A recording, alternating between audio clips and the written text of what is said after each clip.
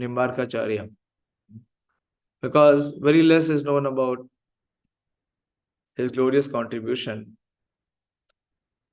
Amongst the four Vaishnava Acharya, he is the second to appear. It is said in the scriptures, particularly in the Padma Puran, very significantly, that one who wants to be successful in his endeavor to be able to cross beyond this material existence, what is mandatory for him, what is inevitable or compulsory, that he must take the shelter of a bona fide disciplic succession. Krishna says in Bhagavad Gita, Evam parampara praptam imam raj rishyo vidho. So if one wants to be situated in knowledge, and if one wants to cross over this ocean of material existence, what is inevitable, that he has to be in the lineage, the disciplic succession called parampara. It is also called sampradaya. And you would have heard this very important principle, that sampradaya vihinate mantraste nishphala mata. That unless and until one receives the mantra from the bona fide spiritual master in disciplic succession, the mantra will not be able to deliver him. Sampradaya vihina ye mantraste nishphala mata. Then how to be safala and how to go beyond nishphala? Atah kalo bhavishyanti chatvaro sampradayina. So it is said in the Padma Puran, so in the future, that is in the age of Kali, bhavishyanti, in the age of Kalo, atau kalo bhavishyanti chatvara sampradayina. There will be four, chatvara means four, bona fide disciplic succession. And who are these four bona fide disciplic succession? It is revealed in the Padma Puran. It says Shri Brahma Rudra Sanakaha. Shri comes from Lakshmi Devi. Brahma comes from Lord Brahma, the first created being. Rudra is Lord Shiva. And Sanaka represents the four Kumaras. Chatvaras te kalo bhavya hi utkule purushottama. And in the Kali, when these four sampradayas will be there, in the future, so all of them will be merging into one, and it will be successful, where utkale purushottama.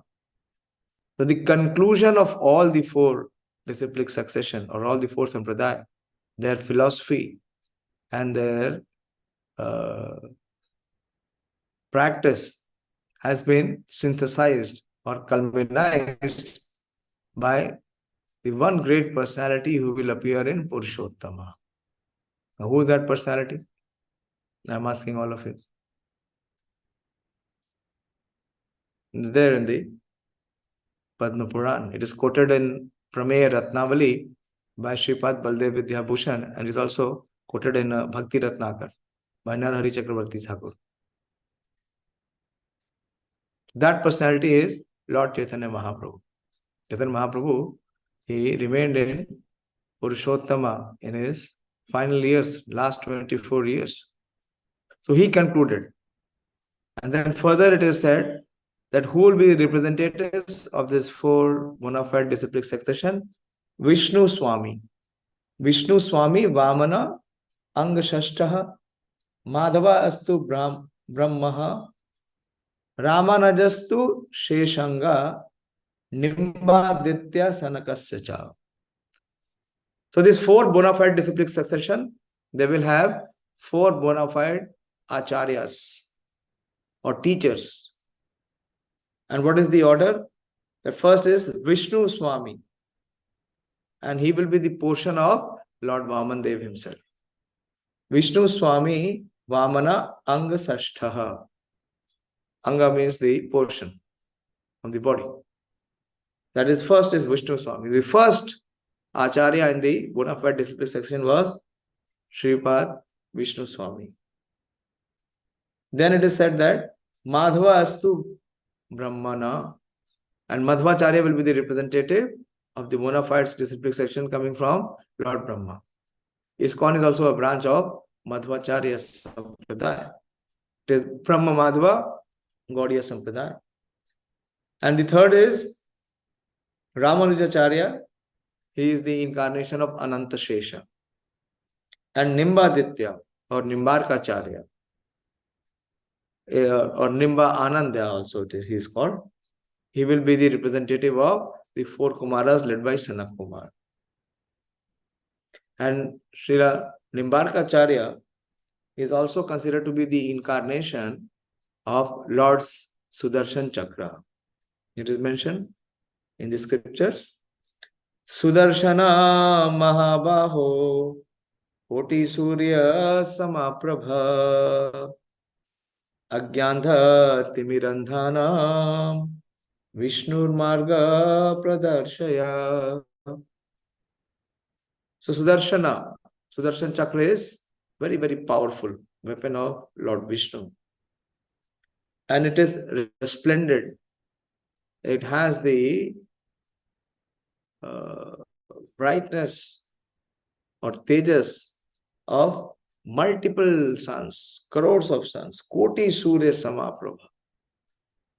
One Sudarshan Chakra's tejas can diminish the tejas of millions of suns. Why? Because it can remove or eliminate the agyandha, the steeped ignorance which is there in the heart. And it can provide Vishnu Marga Pradarshaya. It can bestow us the knowledge how to reach and revive our relationship with the Supreme Lord. So Sripad Nimbarkacharya, he appears, the date is not confirmed, he appears in the 11th century in the Dravidian province near the Godavari river. Now that state is called Telangana. Telangana. In a place, in a province called Vaiduryapatam. Vaiduryapatam. And his father is Aruna Muni, a very renowned scholar. And his mother is very pious, Jayanti Devi. And he was named, when the baby was born, he was named as Niyamanand. And his birth is today, the final day of Kartik. Very auspicious day he appears. And from his childhood, he was very different from the ordinary child. He was sent into Rishikul. We know Gurukul, na? But advanced version of Gurukul is Rishikul. But there are not just Brahmana teachers, the teachers were sages, rishis. And very quickly, he mastered the Vedas, Vedangas, and the Darshan. And he had the Upnayan Samskar, the Vedic sacred ceremony. Very shortly, he shifted at the young age, he shifted from Vaiduripatnam in Telangana to come to Govardhan, a place called Nimbagram. In Govardhan, there is a place called Nimbagram. Next time when we do parikrama of Govardhan, anyone remembers? So we will find out. Like this time when we were doing the parikrama, I found out one place which was there but was not noticed. The place where Govind Dev Ji from Vrindavan first came to Radhakund. You saw that place? When we were going to the Samadhi Mandir, it was there on the midway. So there the temple is there. Because when we went to Kamyaman, so Kamyaman was the second place where Govind Dev Ji came. First from Vrindavan, he went to Radhakund. So there was that sthanam, that pitham, where Sri Govind Dev Ji stayed, and there was the temple. So I was finding out in Radhakund where is the temple.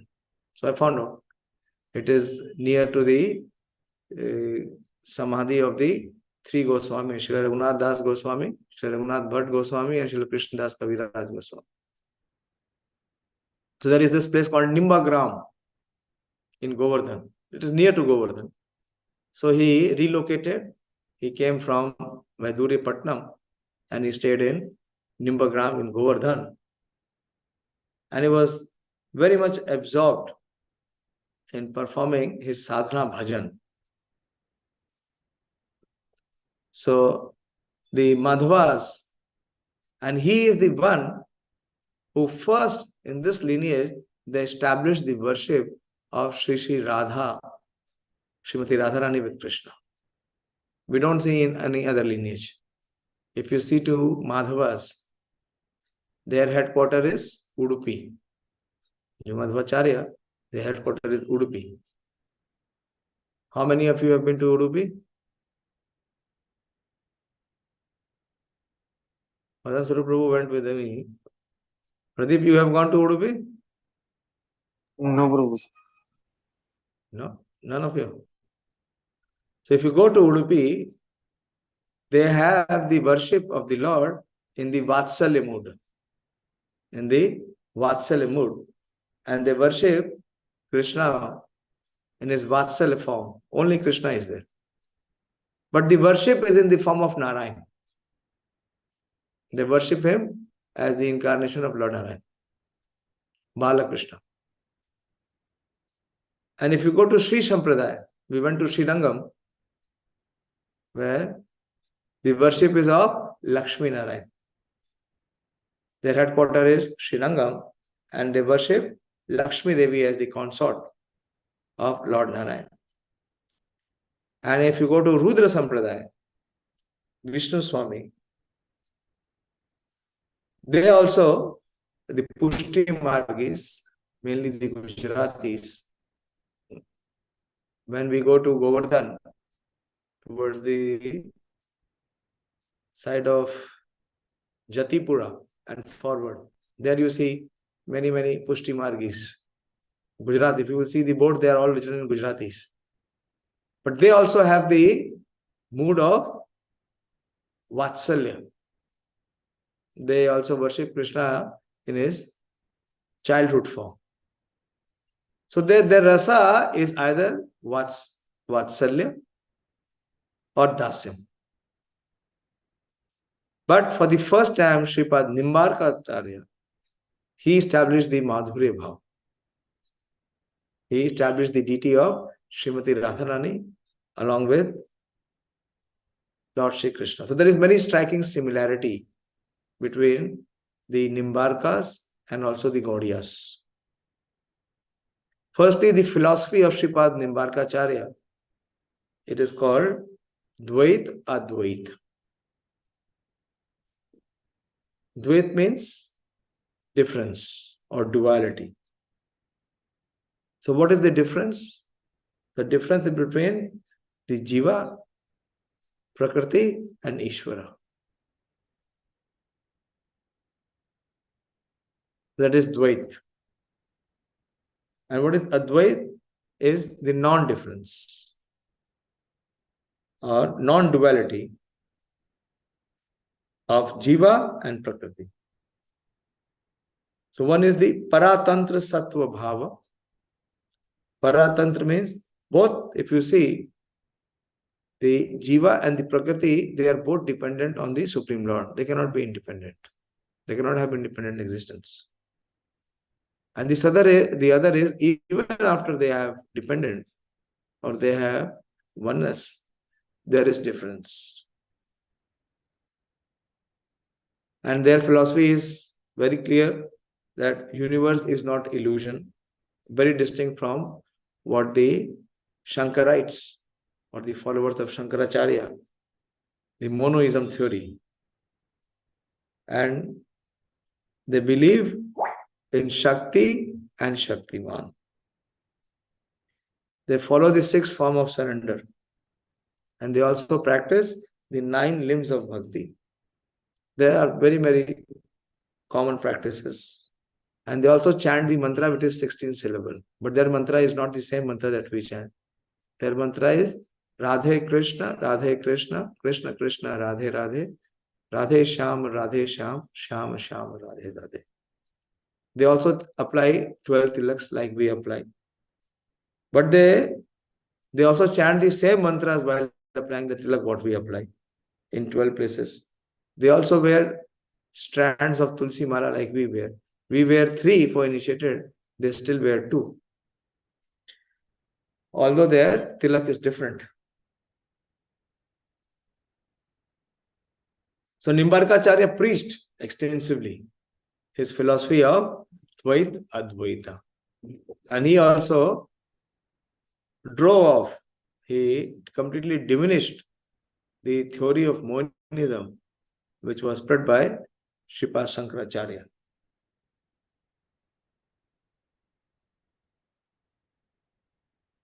So once it is said that when he was in his Nimbagram, he was very scholar also. He wrote many Vedic literature. He gave commentary on Bhagavad Gita. Then he also gave commentary on Vedanta Sutra. His commentary on the Vedanta Sutra is known as the Vedanta Parijat Saurabha. Then he also gave the process of surrender, Sharanagati. And his title is called Prapanna Kalpavali, the 6 forms of surrender. What are the 6 forms of surrender?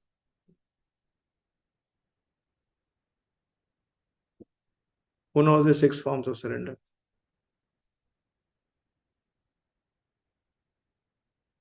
Okay, Sonika knows.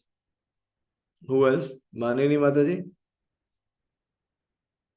शरणागति के हरे कृष्ण प्रभु जी दंडवत दंडवत असली दंडवत ये है कि शरणागति क्या है ये जाने और करें. क्या है शरणागति? उसका 6 जो विभाग है वो क्या है?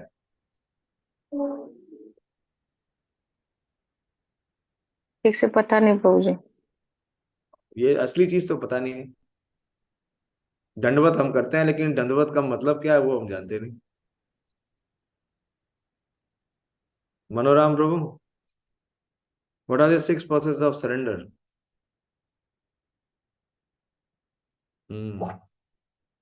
I can see from your face. It's spaced out. There are 6, but a few I remember. Okay, go ahead. At least name 3. Yes, Prabhuji. So accepting favorable things in Krishna's service. Okay. And giving up the unfavorable things, Prabhuji. So what is the term? You are an old student, you should be knowing.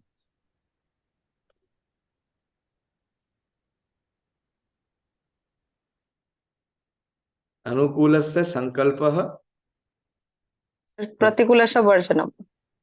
Yeah, like a parrot we can speak. But the point is how much the application is there.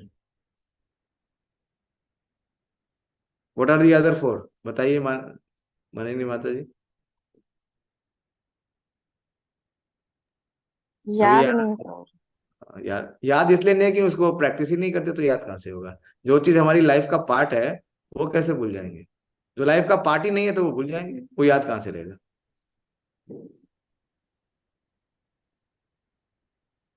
Yes Manoram प्रभु. 2 तो ठीक है. What else you remember? Initiated devotee should not. How can you forget what are the process of surrender? That means it is not being applied. Also, Prabhuji, having firm faith that Krishna will protect his devotees. Yes. Avash rakhi ve Krishna Vishwas palan. Very good. But where is that Vishwas? Do we have that Vishwas? We have only one Vishwas. Is in our own self. Okay, good. Who else? Devadatta. What are the other 3? Hare Krishna Prabhu ji. Hare Krishna. याद नहीं. हाँ याद नहीं है. क्योंकि वो हमारे जीवन का भाग ही नहीं है तो याद कहां से होगा. बोलो गणेश. नहीं प्रभु जी मुझे पता नहीं है. बताया तो कई बार है मैंने. कम से कम 20 बार बताया होगा पिछले 3 साल में.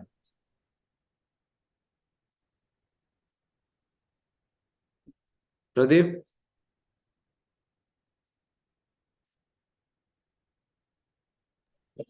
Should always depend on the mercy of the King. वो तो बता दिया इन्होंने. That Manoram Prabhu has already told.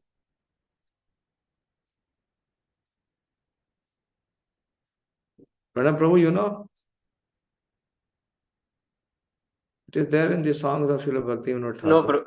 No. I don't know, Prabhuji. Ravindra Prabhu?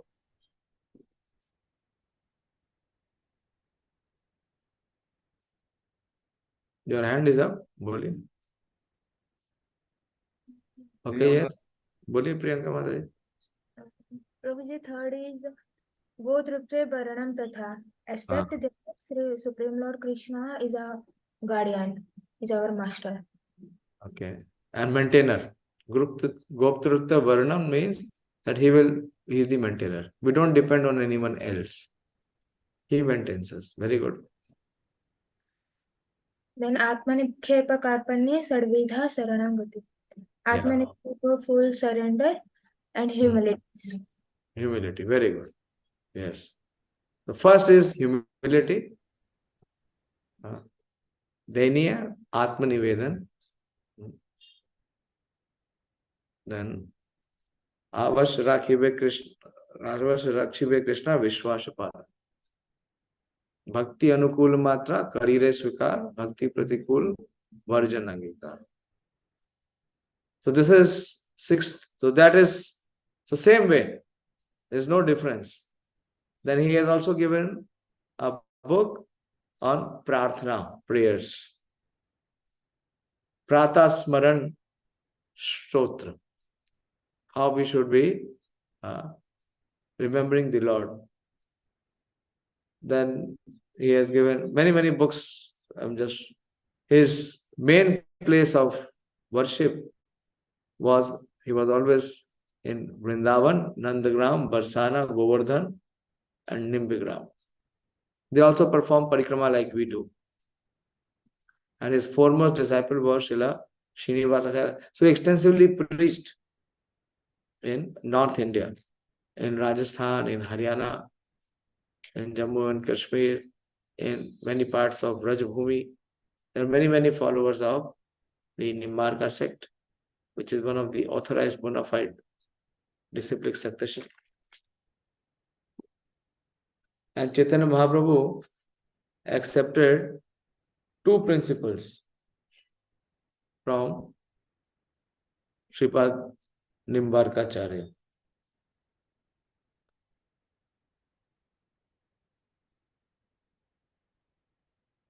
He accepted the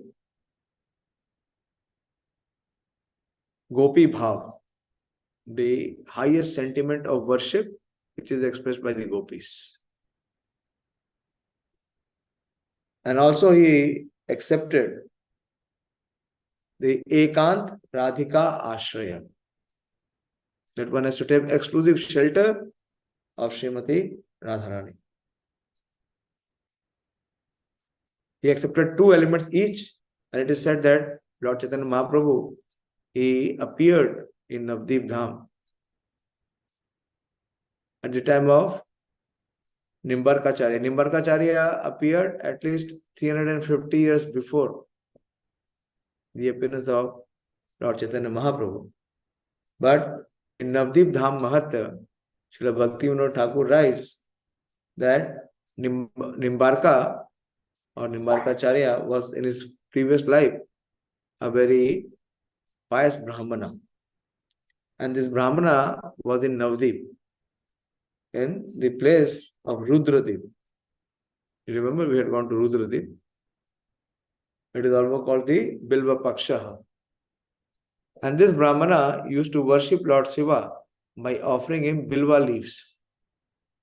You know, bell leaves to Lord Shiva is as sacred as Lord Vishnu is offered Tulsi leaves. So one day Lord Shiva was very satisfied with this Brahmana's worship and he appeared. And Lord Shiva told him that in this forest of Rudradeep, there are the 4 Kumaras, the 4 celestial sons of Brahma, who are meditating. So my suggestion is that you go approach them and receive knowledge from them. And the Brahmana was simple-hearted. He was pure. He followed the instruction of Lord Shiva. And when he went into the forest, he saw the 4 Kumaras meditating. And he humbly bowed down. And the Kumaras were very happy to receive him. They initiated him and in the Radha Krishna mantra, and initiated him and accepted him as their representative for their disciplic succession. And personally taught them Sanat Kumar Samhita. The Sanat Kumar Samhita is compiled by Sri Sanat Kumar, one of the prominent Kumaras. And then it is said that when he was applying the mantras which his spiritual master, the Sanat Kumaras, gave, he had the darshan of Shri Radha Krishna. So he first saw Shri Radha and Krishna together in the small altar. And that deity of Radha and Krishna, they combine and manifest in the form of Lord Gauranga. And Chaitanya Mahaprabhu blessed him. Chaitanya Mahaprabhu blessed him before his 300 years of appearance. And he said that when I will come to Navadvip and preach Krishna consciousness, so I will perfect your philosophy. I will perfect the philosophy. And Mahaprabhu did by giving the simultaneous oneness and difference between the living entity and the Supreme Lord, Achintya Bheda Bheda. And once it happened that when he was in Nimbarkacharya, one Jain scholar came. Previously when there were scholars, they used to come. There used to be Digvijayi. Dig means direction. So wherever they went, they conquered. So this Jain Muni came and he wanted to defeat Nimbarkacharya. So he had an elaborate debate with Nimbarkacharya because he was Nimbarkacharya's guest. So Nimbarkacharya, the entire day was gone in discussing and debating over the Shastric injunctions. So Nimbarkacharya or Nimbarkacharya wanted to provide, to be a good host. Of course, he wanted to be a good host. He wanted to offer prasadam to this Jain saint. But the Jain saint said that the sun has already set. In the Jain community, now hardly anyone follows that.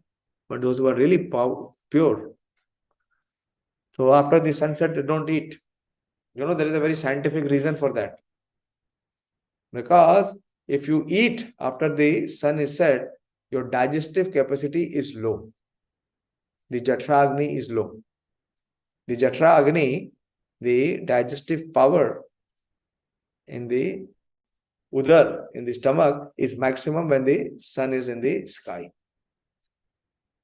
So to remain healthy, one should not eat after the sun is set. That should be the highest standard. Try to come as close as possible. That is why I don't eat in the night late. Yesterday I had too much of food. Today my body reacted. It did not accept. That is there always. And that should be a reminder also. That we should not try to take liberties. That Mataji, Sandipani Prabhu's wife, she had prepared something and she had kept for me. And she forced me to eat. and the body, I could not go to the office today. I had to be in the room. Anyway. So that Jain saint, he refused. He said, I cannot eat because the sun is set. So, Nimbarkacharya, he was known as Nimba Ananda. He climbed on the top of a neem tree. And he is the incarnation of Sudarshan. So he invoked Sudarshan Chakra. And when Sudarshan Chakra came, it was like the rising of the millions of suns. So much of effulgence was there. And he came down and he kept the Sudarshan Chakra on top of the neem tree. And he told his guest that, my dear sir, now the sun is there shining in the sky, so you can have your meals. And that Jain saint, he had his meals. And actually, as a Jain saint, it was Lord Brahma who had come to test Nimbarkacharya. So he named him from Nimba Ananda to become a Nimba Ditya, because he climbed the neem tree, and from the neem tree he made the sun appear. So Aditya means the sun. So he was named as Nimba Aditya or Nimbacharya, Nimbarkacharya. Arka also means the sun. So he was known as Nimbarkacharya. So he preached very extensively and he defeated the Mayavadi, the Advait philosophy of monoism of Sripad Sankaracharya, which is Dvait, Advaitvad. And he preached the bhakti cult of worshipping Shri Radha and Krishna. There are many, many followers of this sampradaya also. So that is about the glorious life of Sripad Nimbarkacharya. Krishna's most celebrated pastime is the Rasa Leela. But to be able to understand Rasa Leela or to discuss Rasa Leela, there is very high qualification. Rasa Leela is for those who are completely on the liberated platform. One who is completely free from sex desire. So who has that qualification? At least I cannot ego. How can one discuss Rasa Leela?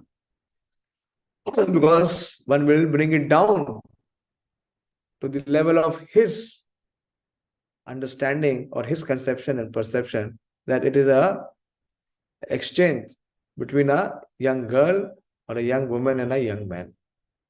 It is not so. It is completely transcendental. So Prabhupada says, I'm not having the notes now, that one who is completely liberated, who is on the platform, when he has won over the Kam, the Cupid, then one can discuss Rasa Leela.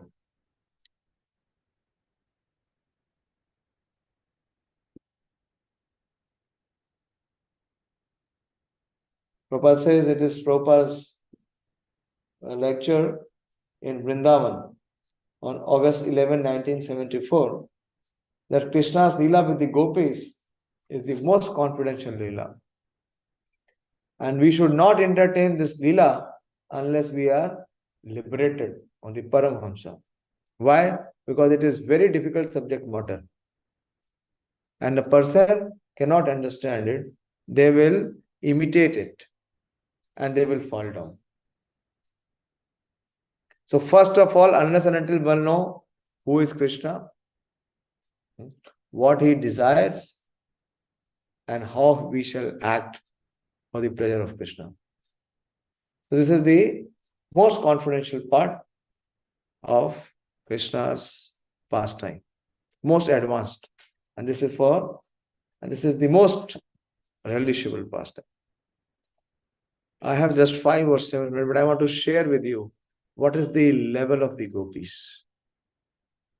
The Chaitanya Mahaprabhu says that amongst all the worshippers of Lord, the Supreme Lord, Shri Krishna, Narayan,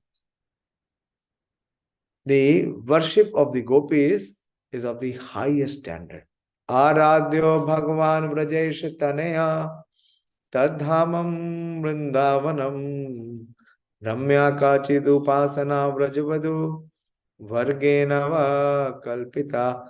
Ramya Kachid Upasana.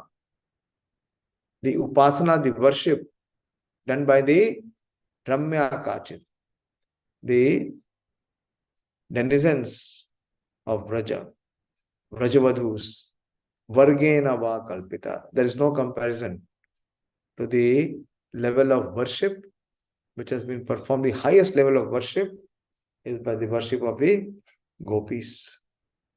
So what is that highest level of worship of the gopis? When Krishna left Vraja and he went to Mathura, so the gopis felt acute separation, so much so that they were not in a position to hold their life, but they had to bear separation. And to solace their separation, Krishna from Mathura sent his most confidential messenger in the form of Uddhava. We went to Uddhav Kund, remember? So Uddhav came with Krishna's very intimate message. But he was completely humbled to see the transcendental love of the gopis. So that happened, and after that Krishna moved on.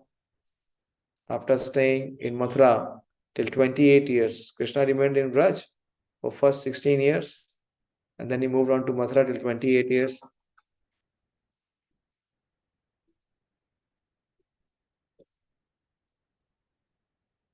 And after that, he went to Dwarka. And when Krishna was winding up his pastimes, so it is almost 100 years, after 100 years. So Krishna, in his final departure, before his final departure, he gives the teachings to Uddhava, which is there in the 11th canto, which is also summarized as Uddhav Gita. Very elaborate. Krishna had very less time to speak Gita because the conch shells had already blown. He had only 48 minutes. But he has given a very elaborate version of Gita to Uddhava. We say in Bhagavad Gita, Krishna does not talk about gopis, he does not talk about Vraja, he does not talk about the gopis or the gopas or the cows or Nand or Yashoda. But to Uddhava, he talks about them. And particularly about the gopis. And what is the super excellent position of the gopis? That position cannot be known by anyone else. That position of the gopis is revealed personally by Krishna. That why the gopis are such exalted. That even Lord Shiva, Lakshmi Devi, Brahma, Uddhava, Narada, no one comes anywhere close to the level of the worship which is done by the gopis. You want to hear from Krishna's mouth? Time is up. What to do? For the first time I saw these verses in Srimad Bhagavatam. Very, very extraordinary verses. बोलो, मुझे चुप है, नहीं सुनना चाहते हैं, वैसे भी कोई इंटरेस्ट नहीं है.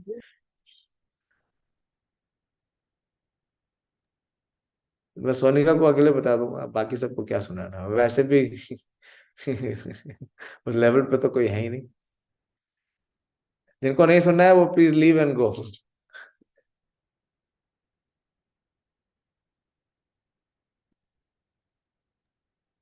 Let me see.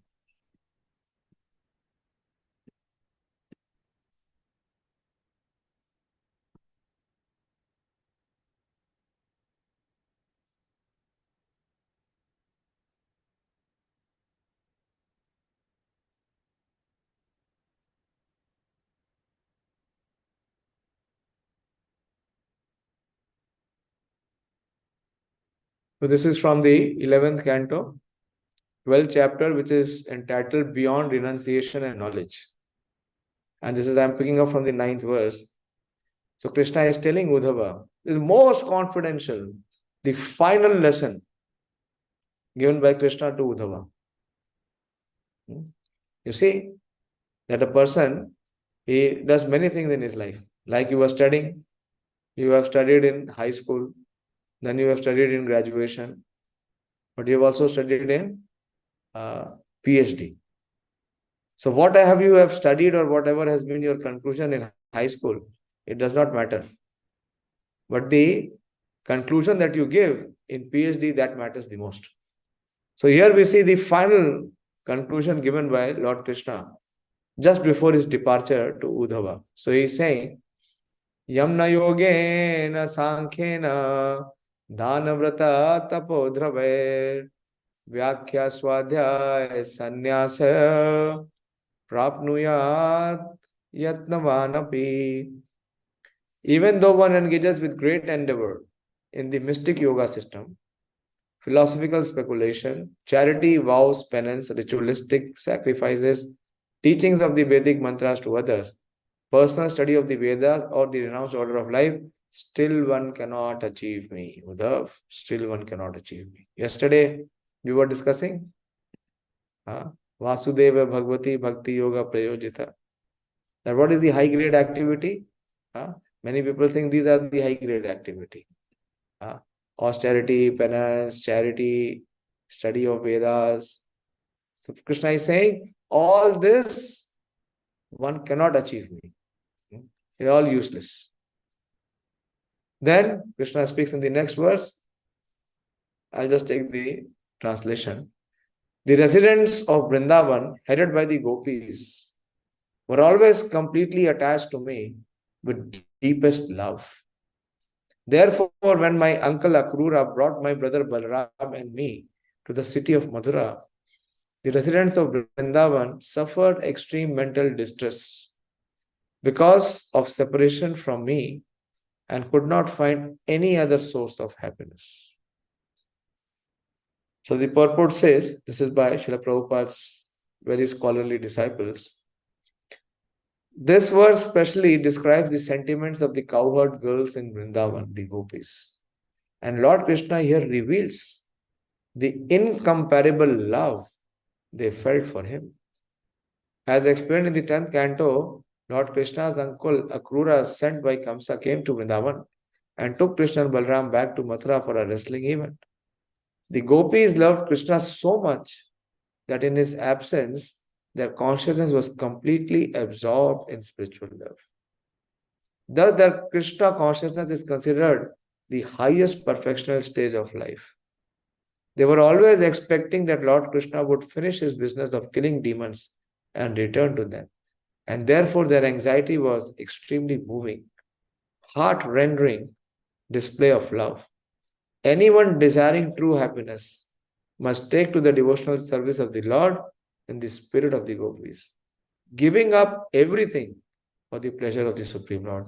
That is why Lord Chaitanya Mahaprabhu says that Ramya Kachit Upasana Vrajvadhu Vargena Va Kalpita.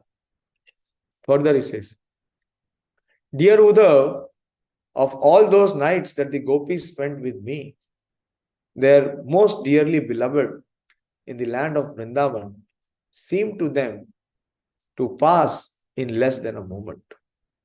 When they were in association, very beautiful that even one kalpa became a shana. Shanardha vattaha. When they were together, it seemed that the night of Brahma became Shanardha. Shana means a moment and Ardha means the half. It was like half a moment only. And when they were in separation, it seemed that one moment has become like a kalpa. Like Mahaprabhu says, what is the Sikshashtakam verse? Yugayitam nimishena. That one nimesh is 1/16th of a second. It seems like it has become like a yuga.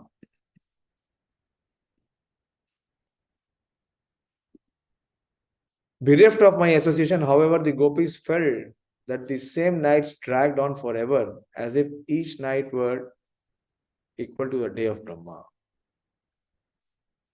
Srila Sridhar Swami comments as follows: the gopis suffered extreme anxiety in the absence of Lord Krishna, and though outwardly appearing bewildered, they actually achieved the highest perfectional stage of samadhi.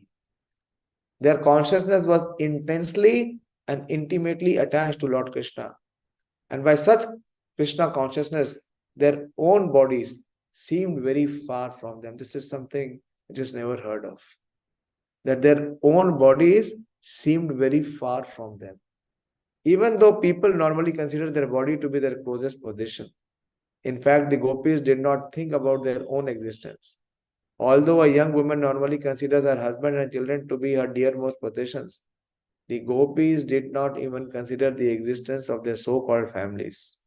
Nor could they think of this world or life after death. Indeed, they were not at all aware of these things. Just like great sages who become detached from the name and forms of the material world, the gopis could not think of anything because they were wrapped in loving remembrance of Lord Krishna. Just as rivers enter the ocean, similarly the gopis completely merged into consciousness of Lord Krishna through intense love.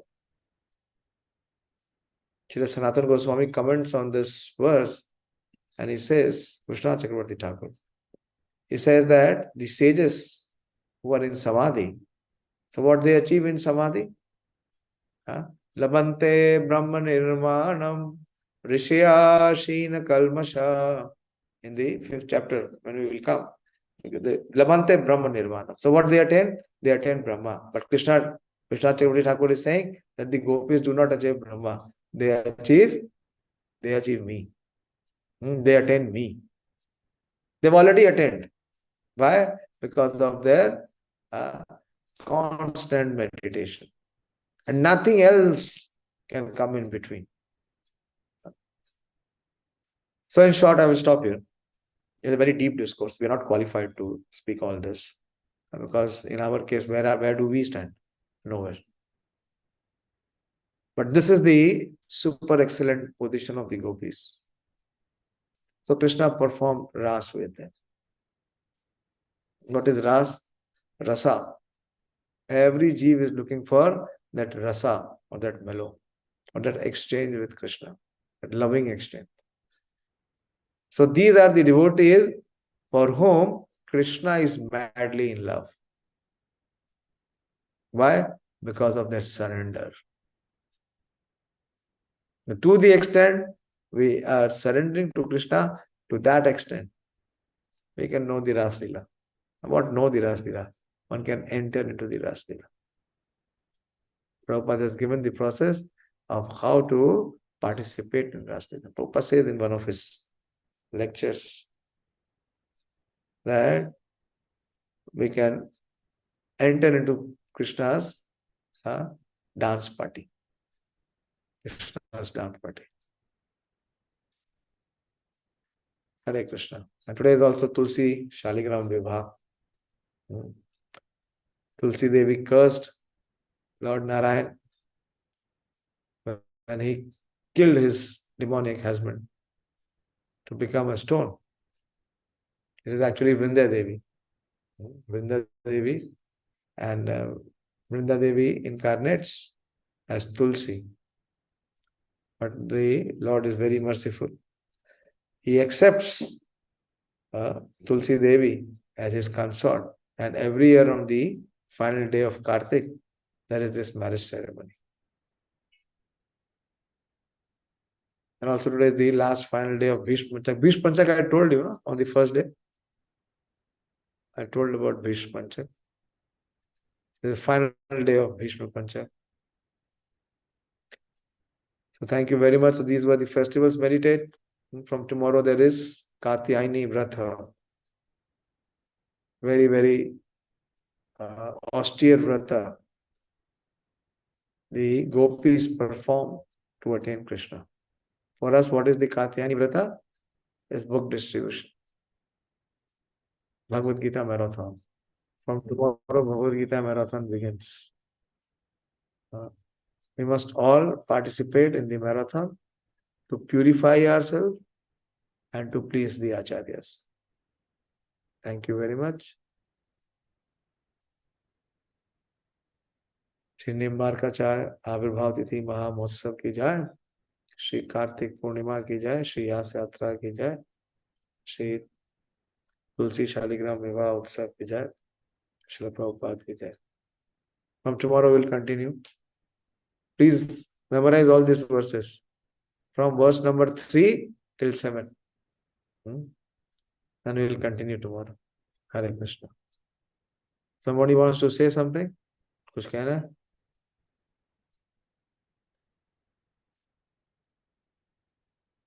That is why our acharyas say that we should not speak about Raslila. Why? Because we do not know what is the position of the gopis. We do not know what is the position of Krishna. So what we will do? We will speculate and we will commit offense.